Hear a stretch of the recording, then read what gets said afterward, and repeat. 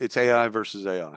Yeah. If you think of it that way, especially generative AI, it's looking at, okay, this group of people is using this to then highly personalize their resume and their experience to that job description. Yeah.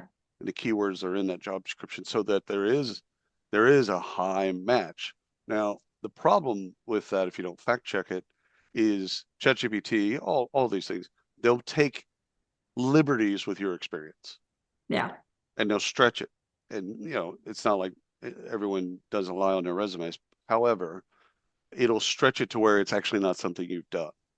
So as an applicant, you got to really be careful to not put yourself in that situation.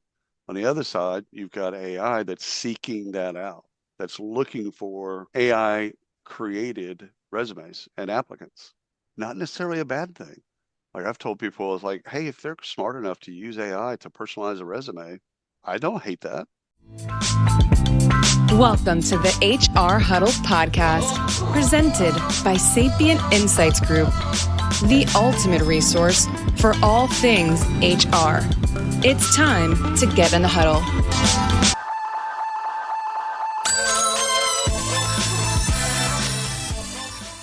Hello, everyone. Welcome back to the HR Huddle. I'm your host, Teri Zipper, CEO and Managing Partner at Sapient Insights Group, and I'm back for another exciting episode of HR We Have a Problem. This is the show where we break down the big and most relevant HR issues of the day. We help you make sense of what they mean for you, and we talk about what you might do about them. Joining me today is my friend, William Tincup.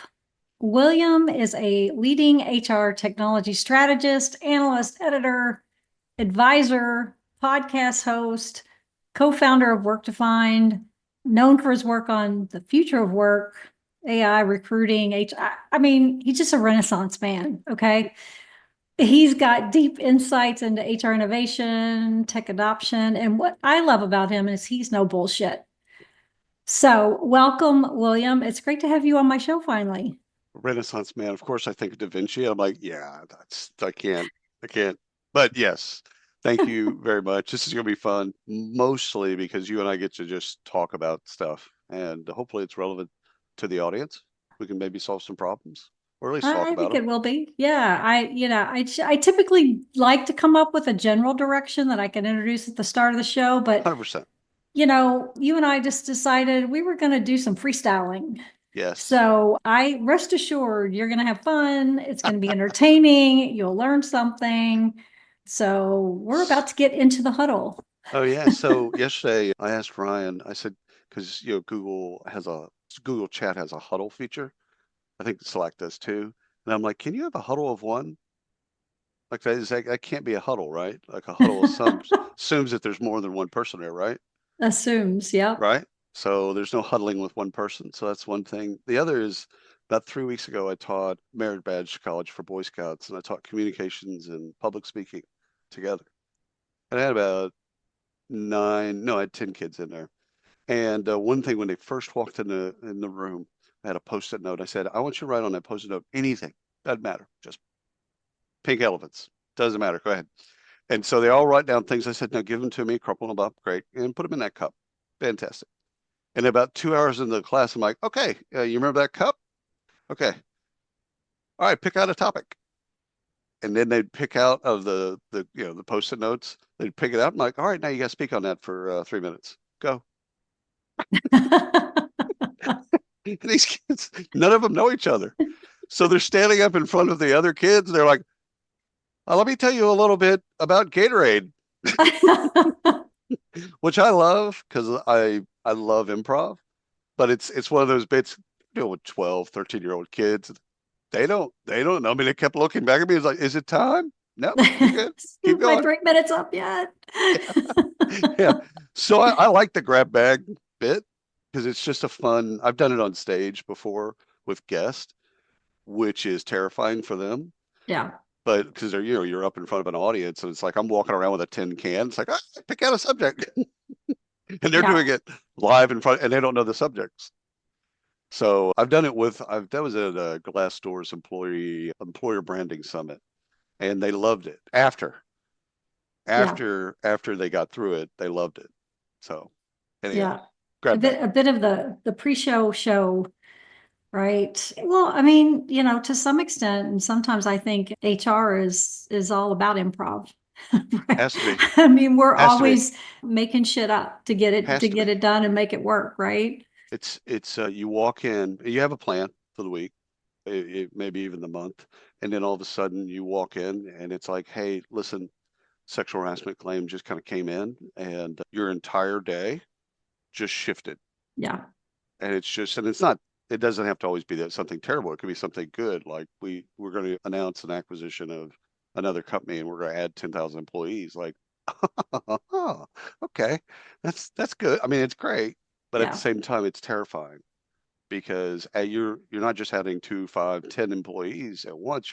You're going to add 10,000 employees. Yeah. And so that's cool. I mean, HR thrives there, but it's kind of like that terrifying and also exhilarating.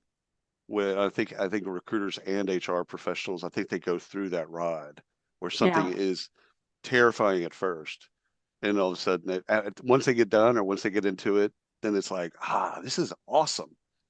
Yeah. And so, yeah, I think improv is probably a skill if they don't already practice one way or another. It is actually something that probably they should take classes to Yeah. help them deal with some of the stress of it. I think it's great. Yeah. I had Peter Phelan on and we talked all about using humor and comedy to get through the day, and HR is a good place for that to sit. I mean, a lot of times you walk in with a project like that, and a lot of times it's that person's first time. 100%. They didn't just do 3 acquisitions. Like they're like deer in the headlights. Yes. And while it's been done before and they know they can get experience, there's not a manual sitting on the shelf in front of them. No. They can just pull down and say, okay, what are the steps? And even if there were, it's outdated because that's not that company. Yeah. In Texas, we call that live ammo. So it's like there's like the pistols that I have, there's no safeties. Yeah. Like you're dealing with live ammo. So you gotta realize that and respect that is the process. And it's like when you're in HR and you acquire and you've never acquired somebody, it is live ammo. I mean, or if you wanted to use you're walking on a tightrope with no net. Yeah. But I think the best thing you can do as a practitioner is reach out to your peer group and get advice. Reach out to as many leaders that are friends and just even communities, and reach out to them and go, okay, hey, listen, not for disclosure, however, we're about to add 10,000 employees. Who's done something like this recently? Yeah. What should I be looking? Really, I'm looking for what's going to blindside me more than like, okay, here's how to do, like I got my onboarding process. Great. But like, what are the things that are going to blindside me that I just don't, I can't see? Yeah. What do I not know? What do I not know? And now the first thing people are going to do is go to ChatGPT. 100%. Right? 100%. Adding 10,000 employees through an acquisition. They use different software. What do I need to do? Give me a list. Give me a pointer. Yeah. Which, you know what? I had ChatGPT draft my March Madness bracket. Did you? Yeah. And how'd that turn out? Well, so far, do you like what it picked? I don't care. Okay. All right. Because we'll see how it turned out after the games. 100%. Right? Yeah. In 3 weeks, we'll be able to say, oh yeah, that was a horrible idea. But my wife won the pool last year, and she picked based on mascot. No way. It's like $600, but she won the pool over all these sports enthusiasts and this, that, and the other, and she based it on mascots. Like, okay. Well, I heard the number, like the statistics. It's like 1 in some quadrillion or something. I don't know. To get a perfect bracket. Never been done. Never probably will be done. I had this years ago. I had the final 8, so I had the elite 8, all 8 teams. And nice. I still lost the pool because the teams that I had going for the 4 and then 2 didn't go like I thought it would. But I got all the way down to the 8, which is a feat in and of itself. But no, it just blew apart. Yeah. Yeah. So. Well, Louisville and Kentucky are both in it this year. Louisville hasn't been in it in about 6 or 7 years. So I'm thrilled. I'm ready to watch. Are you I'm red or not going to blue? pick them to win it I was about all. to say, are you red or blue? Or are you in between? I'm red first Gotcha. because I went to U of L. So Yep. yeah, red Well, first, blue second. it's last year I picked a lot of upsets. And after the first weekend, I was pretty much out. Like my Yeah. bracket was just red, which is That not a was good me color. last year. I was completely busted after the first weekend. I So still then it's paid kind of like, attention to it, but I'm like, that's not going to go my way. All right, got it. Duly noted. yeah. So, yeah, My that's mom will do HR. better than I did because she Yeah, just picked based on name. Like, oh, I like color. them. Oh, Yeah. Rhode Island. Yeah, look, tell Yeah. me a little. I love Rhode Island. Yeah. Exactly. Yeah, they're gonna be Duke. Sure, that makes sense. Right. Right. And then they do. Yeah. So that's It'll be HR. fun. It's always fun. You Yeah, know, it's always fun. And the, yeah, that's a great this is example. this is a metaphor for HR. I mean, we're talking about the March Madness, but we're actually talking about HR. It can be that random. It Yeah. can be that random. Whenever you get into something, compensation, performance, engagement. Once you get deep into something, it can be that random. It's not always what you think. Your most engaged employees, your most highest performers. You'd think that logically, Duke would beat Rhode Island logically, and Yeah. then all of a sudden they don't. And so I think you can take the entire spectrum from sourcing all the way to outplacement or alumni if you want to go that far, and it's always random.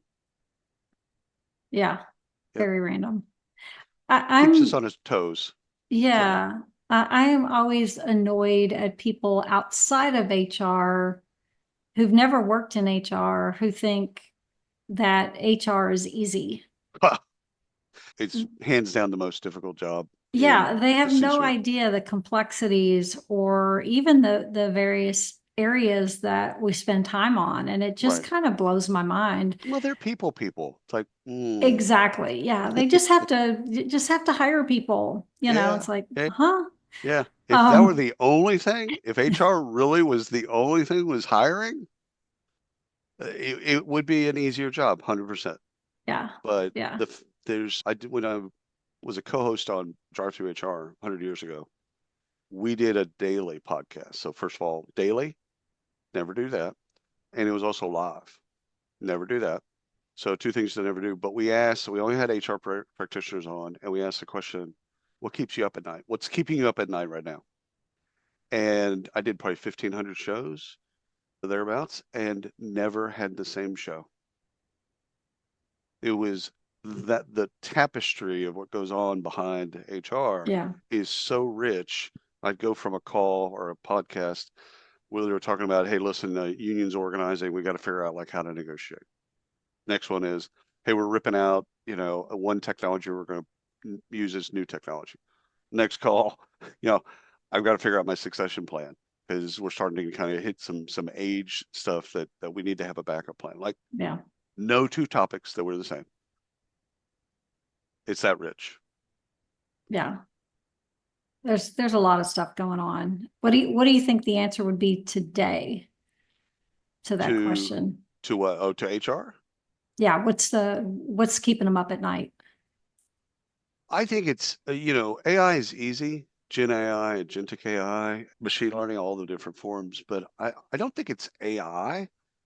I think it's the adoption of AI.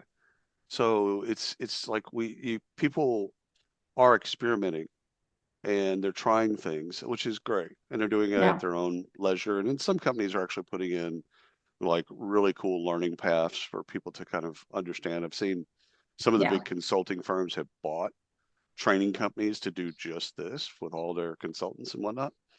But you still gotta adopt it. The software, like any HR tech software, it's only as good as your adoption strategy to get people to use the software. So you can Yeah. do great things in AI, but if you're not adopting it, you're not learning from it, you're not set up a system for people to share what they're learning so we can increase the literacy across the organization. I think that's what terrifies practitioners right now because they've seen too many implementations of HR tech not go as well as they thought it would. And all of a sudden now you're layering on a different tech and it's moving at the pace that we've never seen. And we don't really have a superstructure to then really capture that learning and then share the learning with everybody in the organization. And so Yeah. if I were working a desk, that's what would be keeping me up at night, is how do I Yeah. get people to use it? And then how do I get people to share what they're learning? And so Yeah. that we don't have all these different people that are learning stuff, but they're not learning from each other. Yeah, and it's different than like, features and functionality. I mean, we all know there's 100%. so much in that regard with features and functionality that people just get overwhelmed. They don't even know their technology does it because these features came out in the last year and Yeah. they didn't go to the, Yeah. sessions that the vendor put on. But AI's like, it's not really a feature, right? Uh, It's the overlay. It's it's a sort new of, way of work. yeah, how are we going to change? I mean, granted, you're changing work when you're implementing a new technology to some extent, but AI is, to me, is just a complete. Oh, I think the face of HR is going to change. Yep. And while I don't think they're going to be immediately and as heavily disrupted as some other staff functions like finance and accounting, Sales. and Yeah. even IT for that matter, sales, it's still going to be a serious disruptor for Oh, yeah. HR. And I don't, I'm thinking about the people in there. What are they thinking about right now in terms of how they're going to do that? Yeah. What are their top use cases? How are we going to move the organization and what's that going to look like? I was talking to my wife about it last night, actually. She works for our church. She's St. Vincent de Paul, so a Catholic church, and she does adult ministry. And so I was telling her, she's using ChatGPT here and there. Yeah. And I said, she goes, what's that like a good case? Like, what have you like? I said, well, I always get asked at the end of the year, beginning of the next year, like the trends. And normally I would just kind of put my head down and then think. I wouldn't look at anything else. I would just think about what I've seen and heard, what I believe. This year, I was on a webinar in January, but doing this, what are predictions for 25? I went and downloaded 25 trends reports from Deloitte, from Burson, all the people that all the people that we know in the industry that Mm-hmm. kind of have these trends reports. I downloaded all their PDFs. I uploaded them to ChatGPT and said, give me the 5 trends. And it consumed all of those PDFs and gave me the 5 trends. And then I took those 5 trends and then went into Word and went, okay, now what do I think about this trend? So I got it to do all that homework. Like, all right, everybody else has already done all that stuff. I don't need to. They've got research teams. I don't need to be doing that. But I looked at the trend and then I put my own spin or take on that trend. So I still did the work. I just didn't start with a blank screen. Yeah. I mean, you could do that with anything. I was showing my son the other day too. He was working on math. I said, okay, so here you go. Take a picture of that problem, algebra. I said, now upload a ChatGPT and then ask it to break down the functions and teach you how to do this. It just was a photo. And it just step 1, step 2, step 3. And literally it was just like he was looking at it going, oh my God. Like, why are we learning algebra? I'm like, it's a good question. First of all, it's a great question, but you still have to take the test, son. Yeah, sorry. Yeah, you're not gonna get out of that. But it's like HR again in recruiting, if they'll tinker, if they'll play and allow themselves to just try stuff, I think they'll find that it's useful for their day to day, and it will make them better by infusing. And again, everyone talks about the low value task and how it's going to automate versus augment and how to make those more efficient.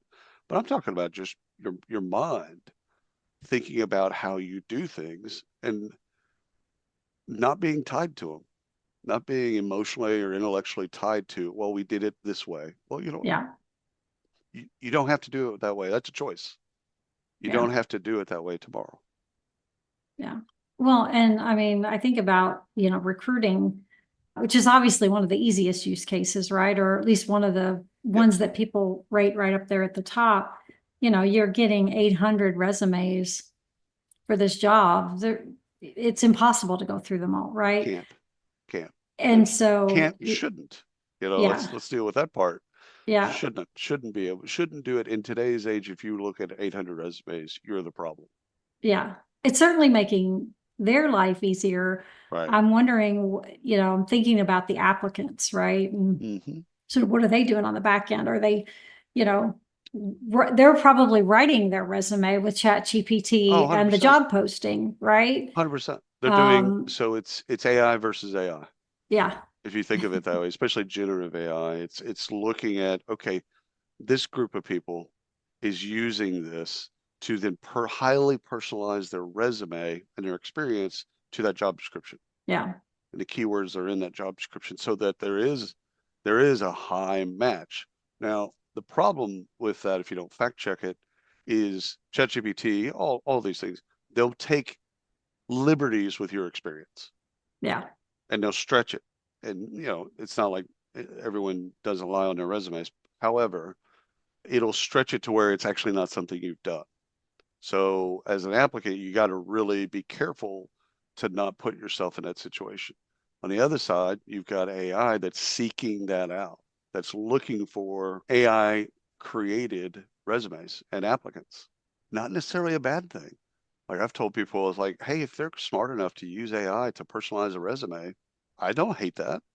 I yeah, mean, if it's only if do they really want the job? That's what I really care about. Are they passionate about the company? Are they passionate about the mission and vision and values? Do they care about that stuff and have the experience? And yeah, if they used AI to do that, okay. yeah, I'm hoping they do use AI. yeah. The question is, what else are they doing to, make sure that they show up, Oh right? yeah, yeah. Now, I well, think it that's used the to be key. like 100 years ago, you could hack the ATSs by putting all the keywords in white and then making them invisible in your resume.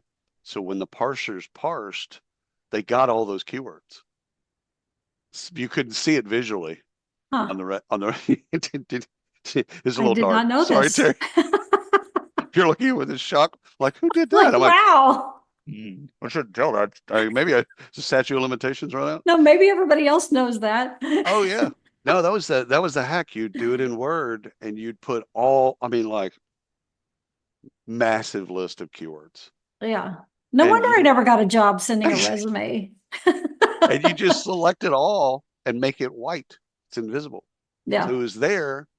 And so the parser would see it because it's text. Yeah. And it Right. would put all those things in there and shocking, not shocking. And then the parsers got smart.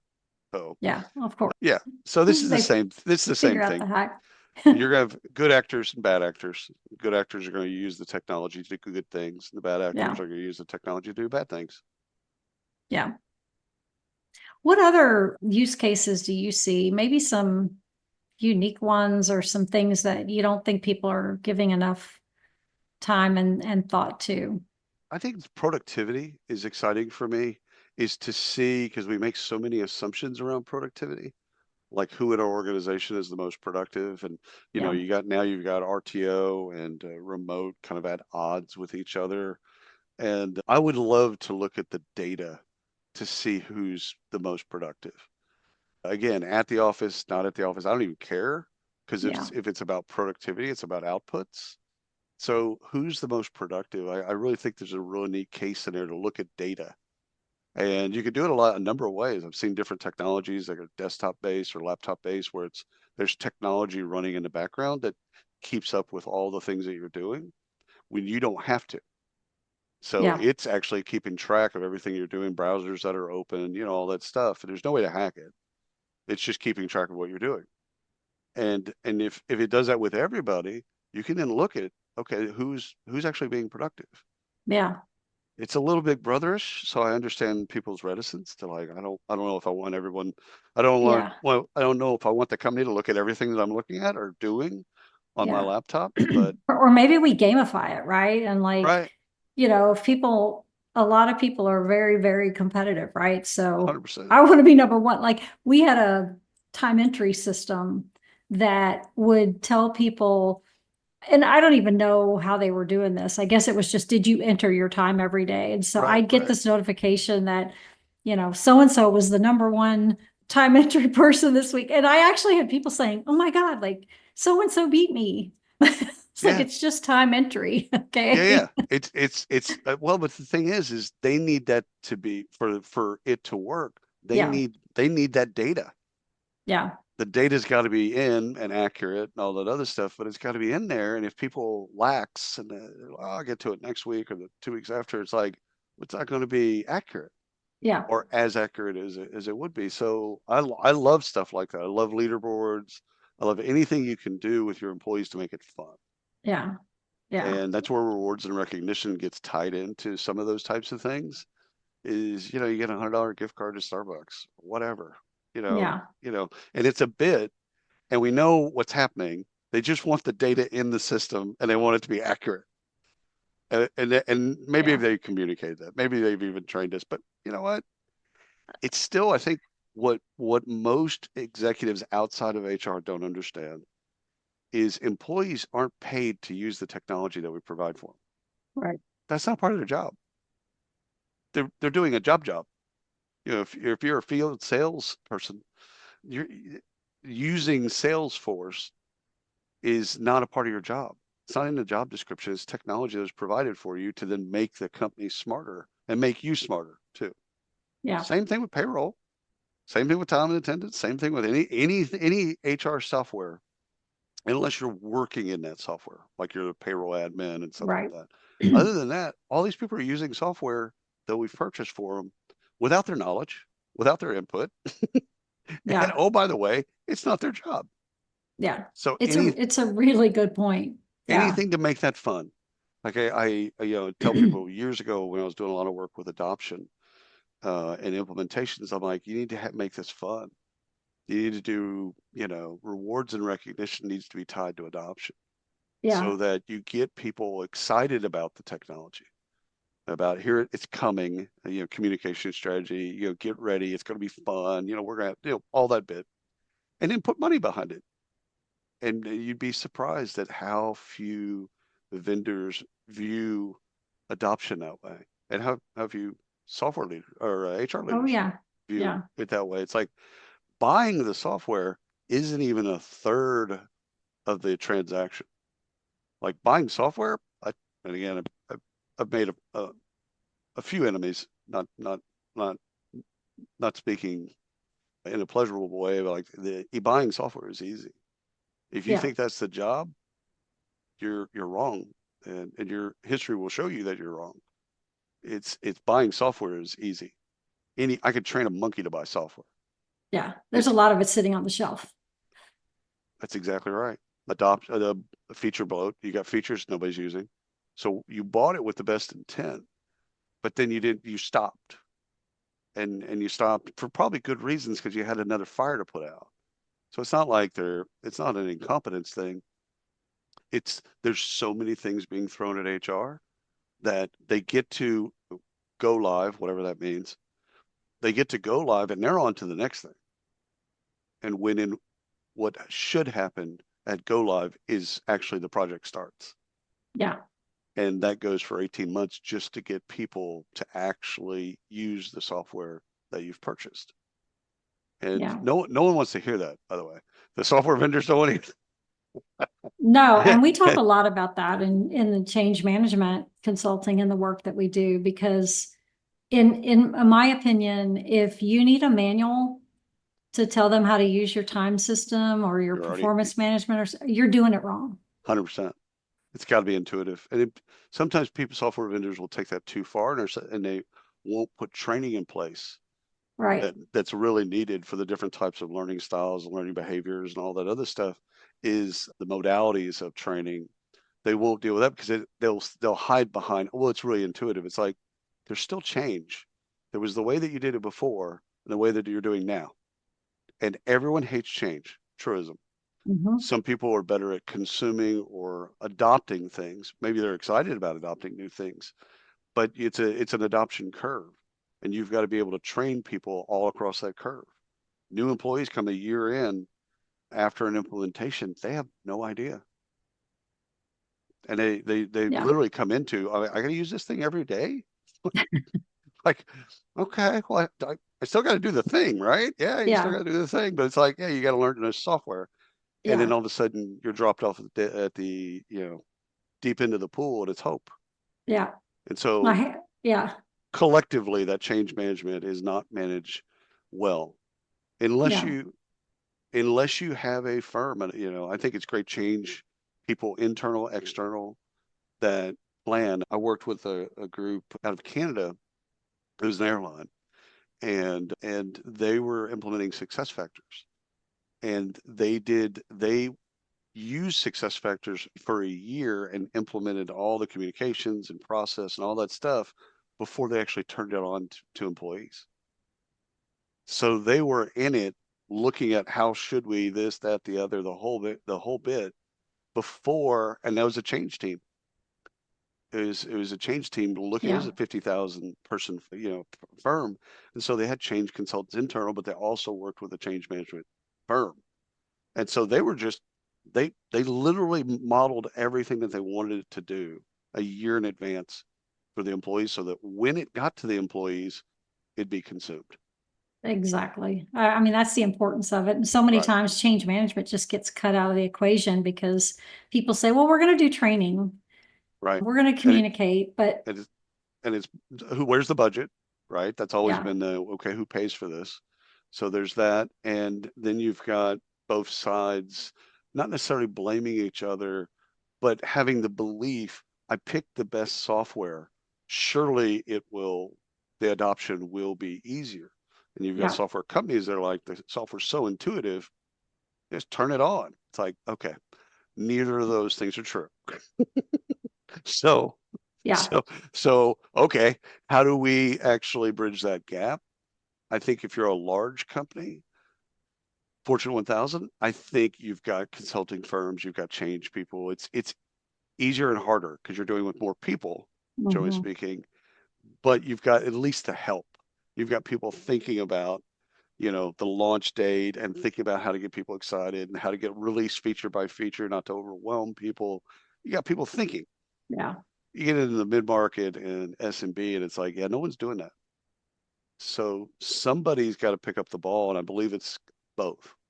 I think it is a marriage between the vendor and the practitioner to then say, how do we get this adopted? It's in everyone's best interest, by the way. yeah, Like when it was on-prem software, if you didn't use it, software vendor didn't really care. You bought it. right. You didn't use You it. paid Well, for it. you paid for it. Who cares? We're good. With SaaS, it's a little bit different. It's a little bit more nuanced, but I think it's both responsibilities to come together and go, listen, if you're a SaaS vendor, you want to stay here forever. We want you to stay here forever. Yeah, Like we don't ever want you to go away. However, we need help. We need legit help to get every one of our employees not just onboarded, but using it. And then, this was 5 years in the desert, like Don Quixote for me, learning about adoption. At the end of adoption, is it usage? Which everyone kind of looks at usage and consumption adoption. They kind of say, okay, you get to the end of that, and that's what you really care about. Untrue. What's really at the end of that is love. Is that you get to a point where your employees can't imagine doing their jobs without that software. So not only are yeah. they adopting or using whatever, they're further down the line. Like, I don't want to go to another company They love it. because they love it so much. They love the stack. They love what they're using because they know it.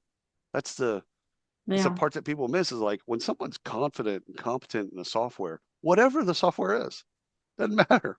Pick your favorite vendor. Doesn't matter. If they're confident and competent in that software, it's a shrewd retention strategy because exactly. they won't want to leave. Why would I go to another company that doesn't have that software? I don't Right. want to learn something new. Yeah. Well, and what better group of people to have to promote you to your next customer, right? That's I right. mean, when people love I your think Workday does solutions, that the best, quite frankly. I yeah, think they activate customer stories better than anyone in the industry. yeah, Is getting their customers. I mean, they have a sales team and a marketing and all that stuff, but getting their customers to actually go out and tell prospects how they use and why it's important and this, that, and the other. I don't even think it's a fair fight. I think they just do it better. I think everyone else is looking at yeah. them, wondering how the heck they do it, and they're just masters at it. They're great at it. Yeah, for sure. And we've heard from some vendors that are, a lot of the vendors now are sort of incorporating change management into their implementation programs. But frankly, Right. they're recognizing that what they do is very different than what an outside group would come in and help you do as an Right. organization. It's more about here's the tool or the template, hand it to the customer and have them go do it versus really have somebody take them by the hand and help them 100%. figure it out. Because it really does come back to the people component of things. It helps to have a consultant. I think this has been around forever, but all dogs have fleas, right? Period in the story. All dogs have Yeah. fleas. It's knowing where the fleas are. And so if you have a change consultant that knows that software really well, and they know where it's great and where it's not as great right now, Yeah. okay, so they can actually coach you as a practitioner and a team to like here's what we need to focus on, and here's where it's great, and we'll get to the other stuff, but let's get this part down. And not enough people use that kind of iceberg strategy of starting. Okay, you release, pick your favorite software vendor, doesn't matter, and you release everything to them at once. Like first of all, it's drinking through a Yeah. fire hose, right? And there's great features, there's great functionality. It's like it's going to make your life better. Yeah. However, you're overwhelmed. Everyone is. And so it's like, okay, but if you use the iceberg strategy where you just like, okay, well, hey, listen, we're launching, let's say UKG, we're going to launch this part of UKG. And we're going to get people into that, adopted, understanding, valuing it, etc. And all of a sudden, now we're going to give you a little bit more and a little bit more and a little bit more. Now we're going to go below the waterline and we're going to give you a little bit more. And then people are like, oh, cool. This is great. They're not overwhelmed. But Yeah. we don't think about, in general, we don't think about our employees being overwhelmed with software. We think, and this comes from a good place. Like if it ever sounds like I'm talking bad about HR, I'm not. It's we think that when we buy the best software, those things will get just taken care of naturally, Yeah. and they don't. Yeah. And Yeah, we do typically have the employee in mind, right? Like, I mean, yeah, we want things to be easier for us right, as HR practitioners, right. but at the same time, we're really trying to reduce the amount of time and effort. I mean, I can't tell you the number of times over my career where people have said to me, I need a time entry code for entering time. Like I spent an hour entering my time for all of this client work. Where do I put that time? Yeah, yeah. Oh yeah. So, it's that kind of stuff that, people from a productivity perspective, I mean, there's just crap people are having to waste time on because there's not, we need to make it easier to do those things or to get that information. So I think you can game as we full circle, right? I think you can gamify that. So I think you can gamify that by creating certifications for the software. So at each one of those little things that you release, have a Mhm. certification, have training. Everyone has to go through the training. Everyone has to be certified. So now you know that they've been certified. And every time a software vendor releases something new, they've got to be certified on that. Yeah. So, but it's not just a punishment.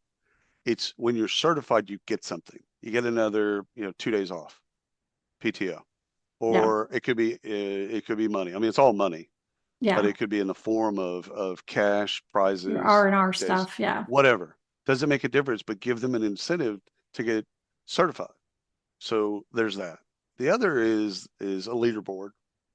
Is you actually take all of those certifications and you put them on a leaderboard, and now you've got competition, but in a good way, because people are wanting to get certified in the software, and they're wanting their name to show up. And like I've seen software firms that pop up the leaderboard for everyone when you first log into the software. So Yeah. it's like you log in and it's like, here's a leaderboard. And then you X out of it, and you're either excited by that or you're not. But you got to make it fun. I think that's the one of the hacks is just make it enjoyable. And again, partnering with your vendor is super important because they've been through thousands of implementations. So that team that's working on that side of the ball, it's like they've got great experience, but you got Yeah. to ask. You gotta talk, and not enough people talk about what happens when things go badly. Because something during an implementation is going to go sideways. It's just that's just going to happen Invariably. Yeah. invariably. And no matter what you do, there's going to be a point in which you're like, oh my God, our historic data is horrible. Crap. Yeah, what are we going to do? It's like everything's predicated on our historic data. We didn't know. We just thought it was going to be great. Yeah, turns out not so great. Yeah. Okay, well, that's a shock to the vendor. That's a shock to the practitioner.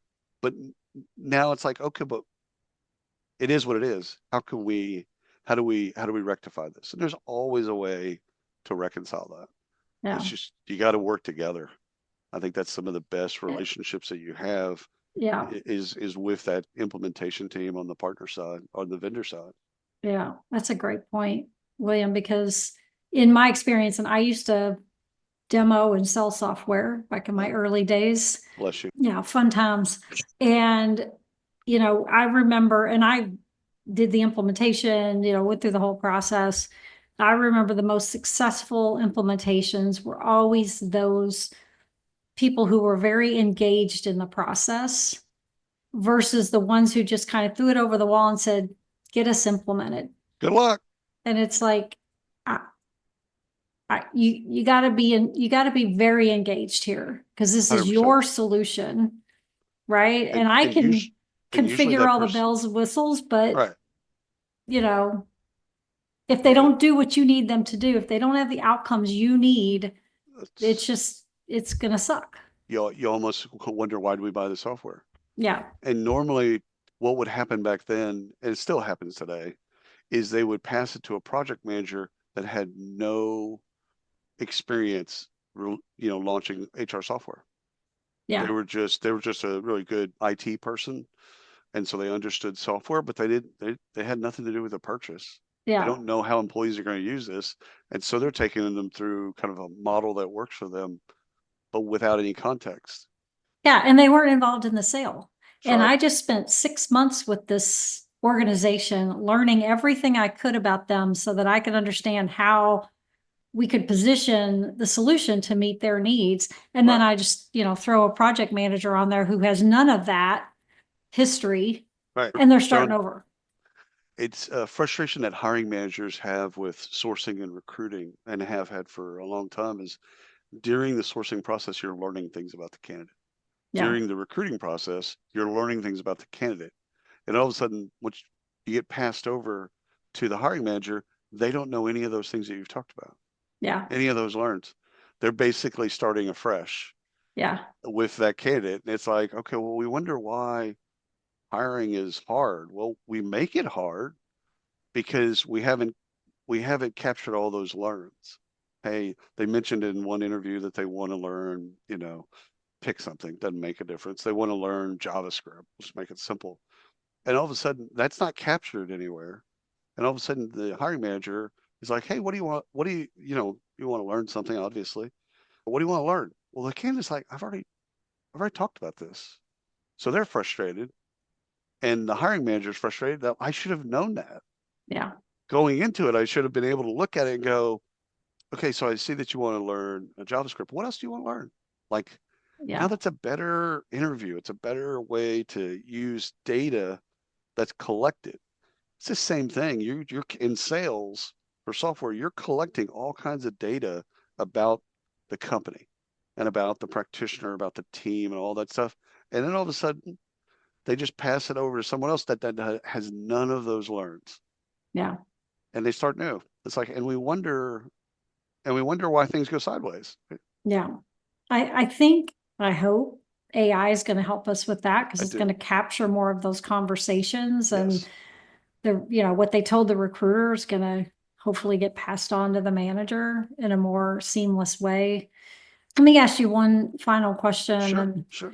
Thinking about that and just sort of where we are from an AI perspective, are we behind, getting our understanding of this? Because I kind of feel like year 1, what was it, like just a little over 2 years ago, AI came on the forefront, and that's all we talked about. It was like you couldn't have a conversation without talking about AI. Right. And then year 2 was kind of like, nothing's happening. Yeah. Not gonna worry about it, Yeah. whatever. And I now all of think, a sudden it's like, run, yeah, run for the go hill. fast, Yeah, run we gotta fast get this done. downhill. Thanks. But, what are your thoughts on that? And then I what think advice would you give people that are just sort of trying to figure out where to start? I think the agentic AI is the most fascinating if you're looking at where to start, starting with where these bots are around you at all times so that you can ask questions, it's capturing data. And when it interfaces with another bot, another agentic AI, they're communicating. So that all of those things have been communicated. Yeah.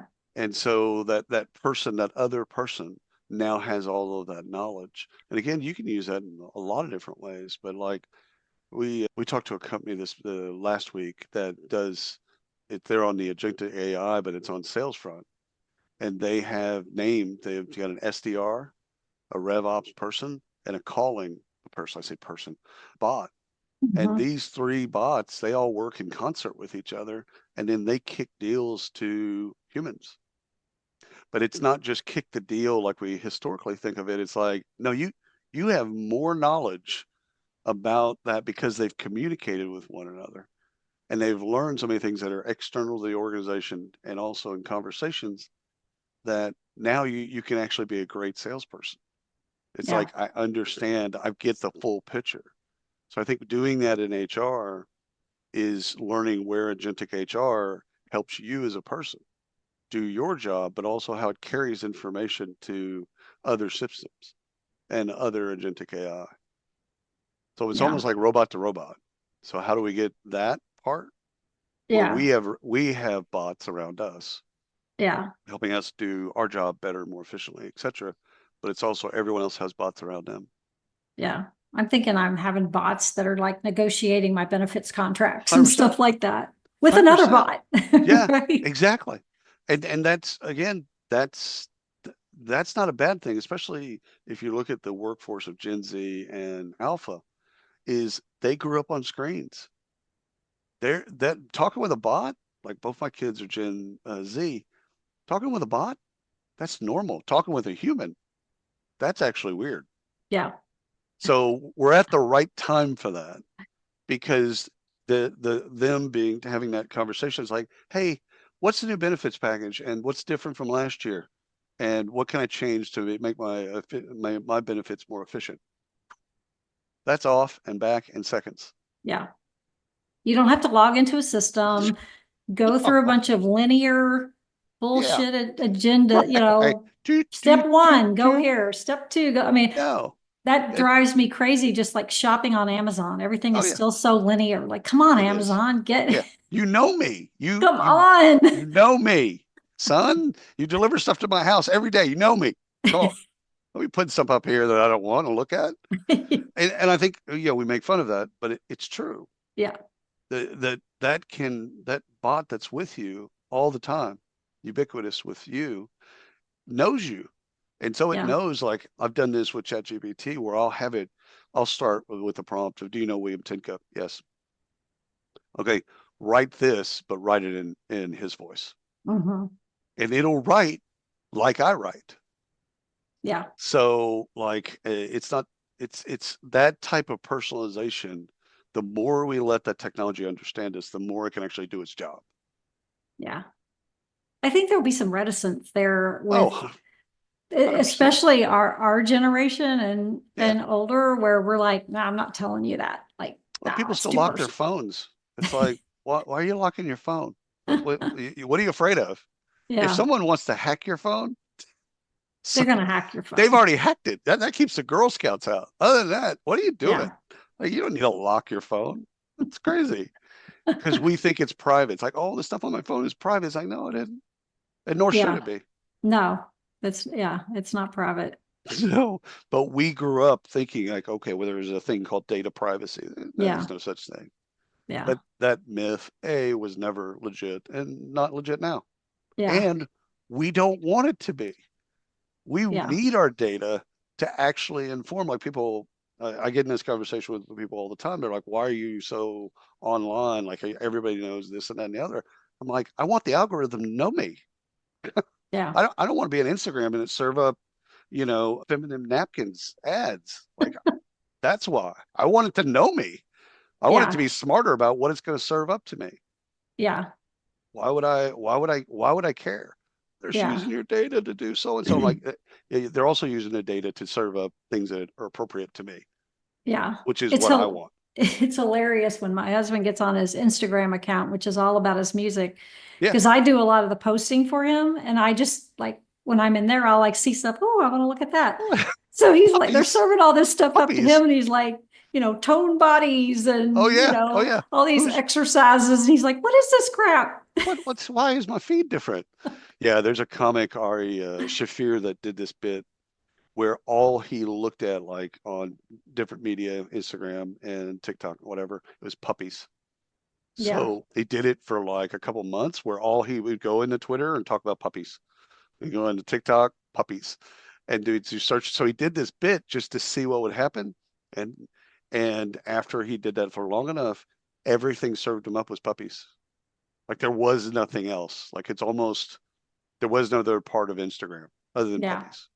Yeah. And so, That might not be so bad.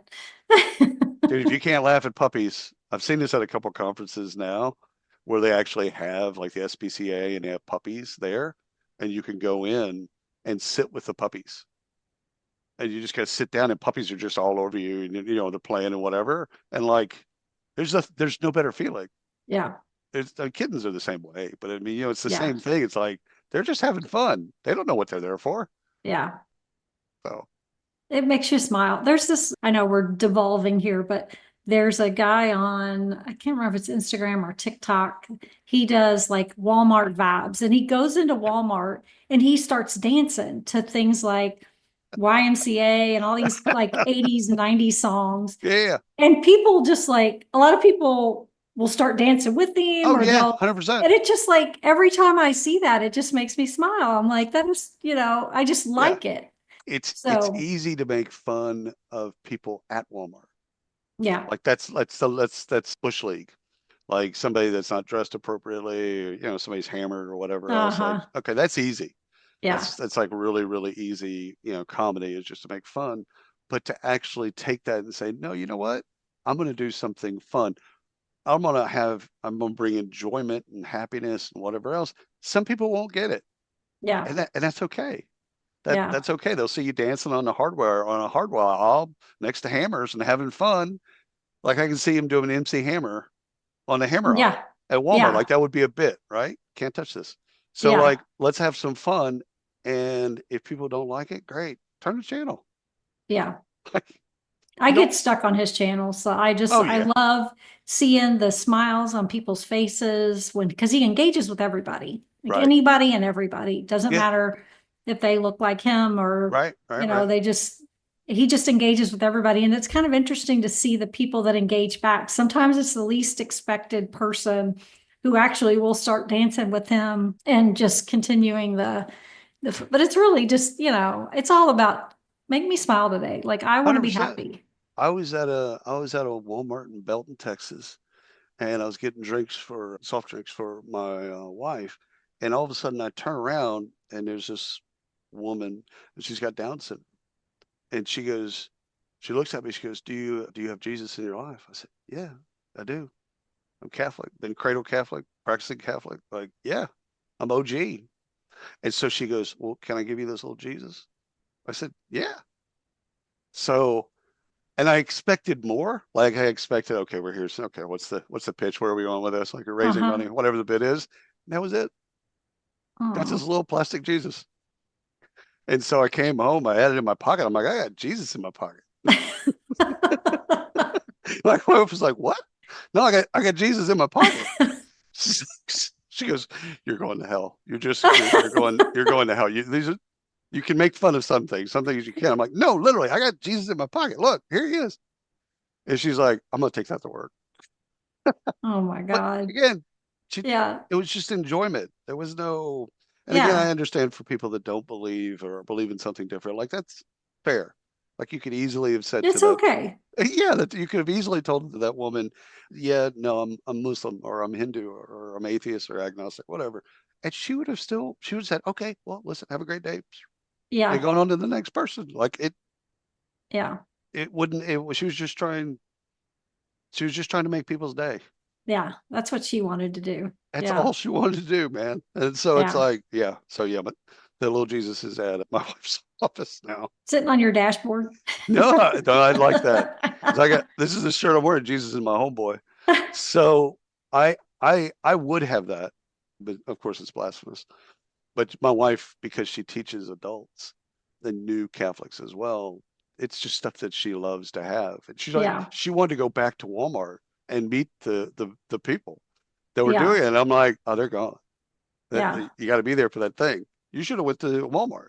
Yeah.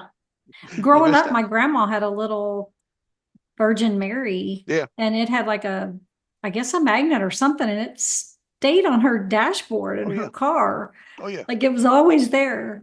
Oh yeah. So No, that's I mean, yeah. it's one of those deals. It's again back to HR, creating enjoyment for people Yeah. in the job. I mean, I know that they think about it. I know it That's how you keeps, get engagement. yeah, Yeah. it's engagement and retention. Community, They it's they can all be manufactured. Like there's Yeah. a symphonic part to that you actually have to think about it. Then you have to go out and do it, and then you have to recalibrate and keep doing that to where you get to a point where someone's like, yeah, I'm really happy. Yeah. Could I be happier? Yeah, of course. But I'm really I'm at a good place. And that's what you want, is you want your employees to be at a good place so that you get their best work. Yeah. Love it. There What you a go. great thing to end on. There you go. Little baby Jesus. Yeah. Well, thank you so much for Sure. coming on the show. We could probably do another hour or Oh, two 100%. or whatever. We'll do another one because it's just fun and it's We'll do making a my day. live So hopefully we stream. make some other people's day. We'll do live stream and have people ask questions. Just like, all right, go Yeah. ahead. Yeah, Fire I love away. that. Yeah, we can do that. That would be fun. Yeah. Where can people find you, William, and just your show and Google. Just put my name in Google. Yeah. There was another William Tincup, but he unfortunately passed away. Not related. I mean, related, but not related. Yeah. So really, literally, you just put my name in Google. But Yeah. WRKdefined is work without an O, WRKdefined.com. And right now we're at 41 podcasts, 41 shows. Yay. So We're thrilled to be a part of that, by the way. it's fun. I Yeah. love it. It's been a great community. Yeah. Meeting a lot of new people that have the same and similar interests in mind in terms of how we share information about HR and with the community. So a lot of great podcasts out there. If you haven't yeah. gone out to WRKdefined, check it out, WRKdefined.com, and Yeah. you'll find all kinds of shows that hopefully will be of interest to you You'll as find well. your people. You'll find your people. Mhm. I mean, that's the thing. We added a show recently, Early Career Unlocked, and Aaliyah was a podcast. I mean, she works a job, but she's a YouTube kind of early stage career expert. Yeah. And like once we announced it, Stephen Rothberg, who runs College Recruiter, was like, I need to know you. I didn't know anything about you. And now they're doing collaborations. And Yeah. so it's like, that's cool to see on the back end, to see people like connecting, and people that didn't know each other now get to know each other. So I like that. I like seeing that, on the back end, but I think it's good for the audience it enriches their lives to then have people that on their show Yeah. that they get to listen to and interact with. Yeah. So yeah, just Google me. Awesome. Well, Super I also easy. want to remind people to listen to Stacy and Cliff next week while they spill the tea on HR tech. That's correct. The annual system survey, by the time you hear this podcast, the annual HR system survey will probably already be out. If not, it will be coming out any day. So be ready to take the survey this year and tell us what you think about the vendors that you work with. We're anxious to hear. I want to thank our producers, the Brand Method Media Group. I want to thank our marketing team, Cindy and Summer, who do a lot of work to get this out there to you guys. And thank you for tuning in. That's all the time we have for this week's episode of HR We Have a Problem. If you enjoyed the episode, you can subscribe to it on your favorite podcast app. Leave us a review. We'd love to hear from you. Tell us what you want to hear about, because we want to talk about things that you want us to talk about. We will be back in 2 weeks with another episode of HR We Have a Problem. Thanks, everybody.